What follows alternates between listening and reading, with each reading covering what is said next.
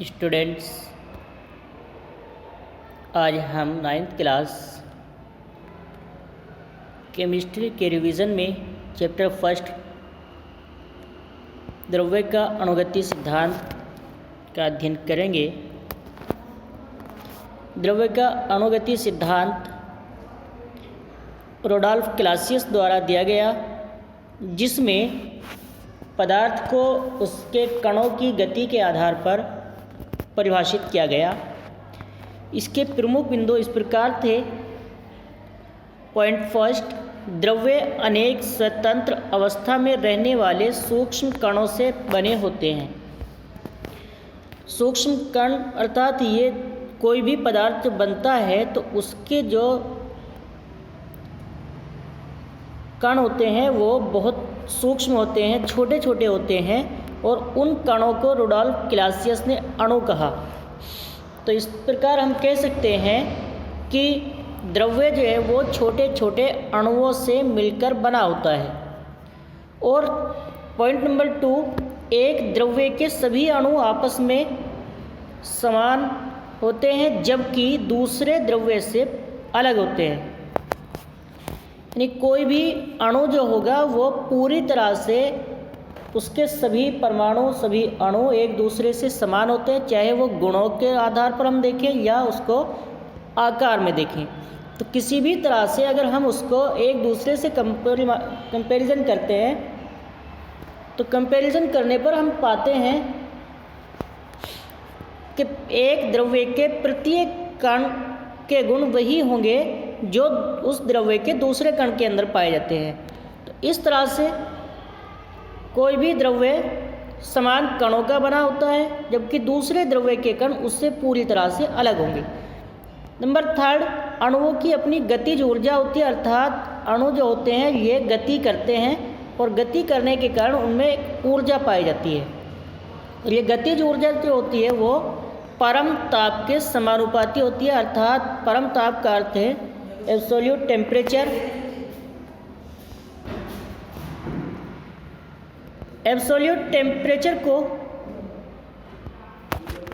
अगर हम किसी पदार्थ का तापमान केल्विन स्केल पर मेज़र करते हैं तो 0 केल्विन को हम परम ताप कहते हैं। और परम ताप के बाद जितना भी तापमान हम बढ़ाएंगे, प्रत्येक डिग्री सेल्सियस पर 1 केल्विन तापमान बढ़ता है, तो -273 डिग्री सेल्सियस से स्टार्ट होकर के ये परम ताप की वैल्यू है, और प्रत्येक डिग्री सेल्सियस पर 1 पॉइंट केल्विन टेम्परेचर बढ़ेगा। केल्विन स्केल पर भी उसी अनुपात में बढ़ता है।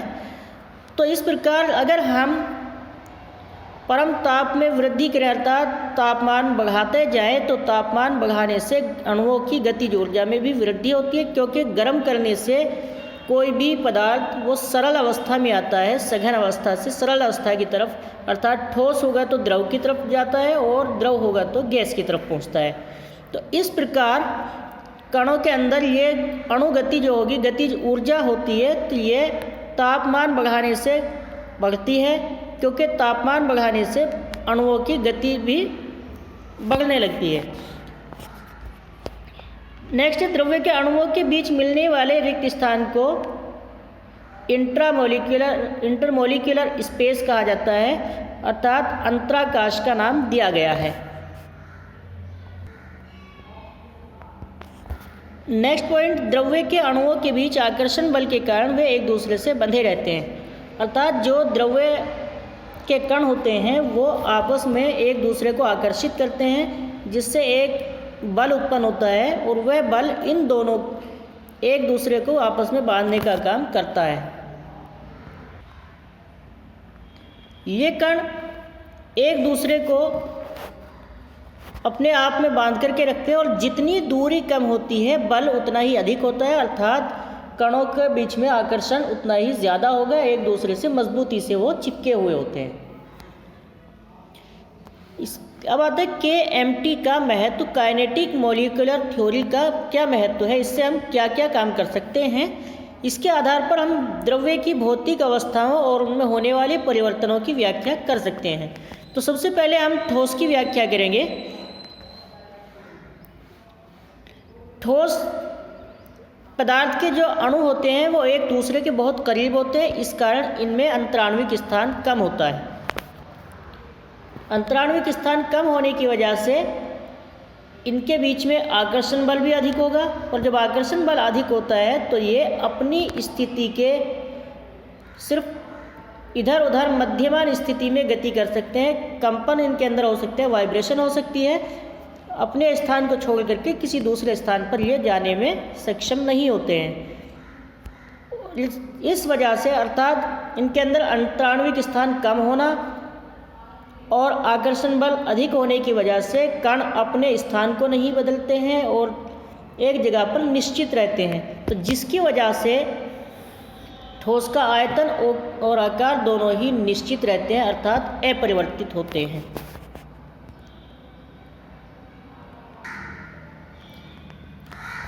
नेक्स्ट हम लिक्विड की व्याख्या करेंगे। लिक्विड में क्या होता है, द्रव में क्या होता है, इसके अणुओं के बीच में इंटरमोलिकुलर स्पेस ठोस की अपेक्षा कम पाया जाता है। ठोस में ज़्यादा होता है जबकि द्रव में कुछ कम, इंटरमोलिकुलर स्पेस द्रव में अधिक होगा और ठोस में बहुत कम होता है। तो कुछ इंटरमोलिकुलर स्पेस मिलने की वजह से इनमें आकर्षण बल भी मध्यमान स्थिति में आ जाता है, जिसकी वजह से ये अपने पृष्ठ पर अर्थात द्रव के अंदर अंदर किसी भी दिशा में गति कर सकते हैं। जैसे मान लीजिए यहाँ पे द्रव, इस बर्तन के अंदर द्रव है ये, और ये द्रव का सतह हो गई है, तो इस सतह के अंदर अंदर इस तरह से किसी भी दिशा में ये गति करने में सक्षम होंगे, लेकिन यहाँ बाहर ये गति नहीं कर पाएंगे। तो इनके गतिज ऊर्जा अधिक होती है, जिसकी वजह से ये गति करने में सक्षम है। तो सिर्फ पृष्ठ के ऊपर की तरफ गति नहीं कर पाएंगे, बल्कि ऊपर से नीचे की तरफ ये कहीं भी गति करने में सक्षम होते हैं। अब इसके अंदर जब गति करने का गुण पाया जाता है तो गति करने की वजह से इसका आकार तो अनिश्चित हो जाता है, अर्थात जिस बर्तन के अंदर हम इसको रखेंगे उसी बर्तन के अनुसार इसका आकार हो जाएगा, लेकिन अणु अपने पृष्ठ को छोड़ करके नहीं जाते हैं। तो इस वजह से ये पूरी तरह से निश्चित आयतन वाला होता है, अर्थात द्रव में आयतन निश्चित होता है और आकार अनिश्चित होता है। इसके बाद हम गैस की व्याख्या करते हैं। गैस में क्या होता है, इंटरमोलिकुलर स्पेस बहुत ज़्यादा होता है, ठोस और द्रव की अपेक्षा बहुत अधिक होता है, जिसकी वजह से ये किसी भी दिशा में गति करने में सक्षम होते हैं, अर्थात कोई भी कण किसी भी दिशा में गति कर सकता है, जिसकी वजह से इसमें बहुत ज़्यादा अंतराण्विक स्थान होने की वजह से इंटरमोलिकुलर अट्रैक्शन अर्थात अणुओं के या परमाणुओं के बीच में आकर्षण बल बिल्कुल नगण्य होता है, अर्थात नेगलेक्ट होता है, उसको काउंटेबल नहीं होता है, बहुत कम होगा, जिसकी वजह से ये किसी भी दिशा में गति करेगी। और गति करने की वजह से ना तो इसका आयतन निश्चित होता है और ना ही आकार, अर्थात इसमें दोनों ही आकार और आयतन अनिश्चित होते हैं। अब हम ठोस, द्रव और गैस तीनों में कंपेयर करेंगे। सबसे पहला करैक्टर होगा आयतन। द्रव का, ठोस का जो आयतन होता है वो निश्चित होता है, जबकि द्रव का भी निश्चित होगा, क्योंकि ये दोनों पृष्ठ के अंदर ही गति कर सकते हैं। ठोस सिर्फ कंपन गति करते हैं ठोस के कण, और द्रव के कण जो होते हैं वो अपने तल के अंदर अंदर गति कर सकते हैं, इसलिए इन दोनों का आयतन निश्चित होता है। जबकि गैस चारों दिशाओं में गति करने में सक्षम है, जिसकी वजह से इसका ना आकार निश्चित होता है और ना ही आयतन निश्चित होता है। तो आयतन इसका अनिश्चित होगा, और जिस बर्तन में इसको रखा जाएगा उसी बर्तन के अंदर चली जाएगी। और ये कितना होगा, 1 मोल गैस का जो आयतन होगा वो 22.4 लीटर 22.4 लीटर आयतन के अंदर 1 मोल गैस का आ सकता है। दूसरा करैक्टर आकार होगा। आकार में हम अगर देखते हैं तो ठोस का कण जो होते हैं वो सिर्फ कंपन गति करते हैं, जिसकी वजह से अपने आकार को नहीं बदल पाते हैं, जबकि द्रव में ये गति करने में सक्षम होते हैं, अपने तल के अंदर गति कर सकते हैं, जिससे ये अनिश्चित आकार रखते हैं, और जिस बर्तन में इसको हम रखेंगे उसी के समान ये अपना आकार ले लेता है। जबकि गैस में ना आकार निश्चित है ना आयतन, क्योंकि ये किसी भी दिशा में गति करने में सक्षम है। तो ये ना इसका आकार अनिश्चित मिलेगा, आयतन भी अनिश्चित होगा। नेक्स्ट है बहने का गुण। ठोस के अंदर बहने का गुण नहीं पाया जाता क्योंकि इसका आयतन निश्चित है, आकार भी निश्चित है। द्रव ऊपर से नीचे की ओर बह सकते हैं क्योंकि ये तल के अंदर गति कर सकते हैं, तो इसमें बहने का गुण पाया जाएगा। जबकि गैस किसी भी दिशा में गति कर सकती है, किसी भी दिशा में बहने का गुण इसके अंदर पाया जाता है। घनत्व कहते हैं किसी द्रव्यमान पर पृथ्वी के द्वारा आकर्षण बल जो होगा वो कितना होगा। तो द्रवों का घनत्व, ठोस का घनत्व सबसे अधिक होगा, उससे कम द्रव का घनत्व होगा, और गैस का घनत्व सबसे कम होता है। इसीलिए गैस नीचे से ऊपर की ओर गति करती है सामान्य रूप से। ऊष्मा के प्रभाव में ठोस को अगर हम गर्म करते हैं तो ये ऊष्मा से बहुत धीरे धीरे फैलना आरंभ करते हैं, बहुत कम दूरी तक फैलते हैं।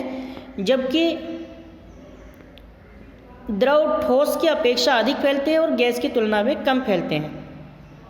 और गैस को अगर गर्म किया जाए तो ये बहुत ज़्यादा आयतन घेर सकती है, एक बड़े स्थान तक ये अपने आप को प्रसार कर सकती है, फैला सकती है।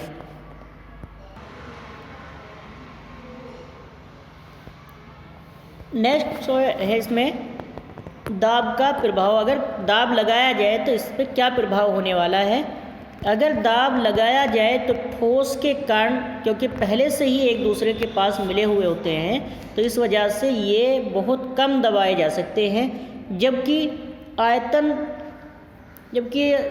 द्रव के अंदर कुछ बीच में अंतराकाश मिलता है, जिसकी वजह से इसको हम आंशिक रूप से दबा सकते हैं। जबकि गैस को अत्यधिक हम दबाकर संपीड़ित कर सकते हैं। बहुत ज़्यादा गैस को हम बहुत छोटे आयतन के अंदर ला सकते हैं।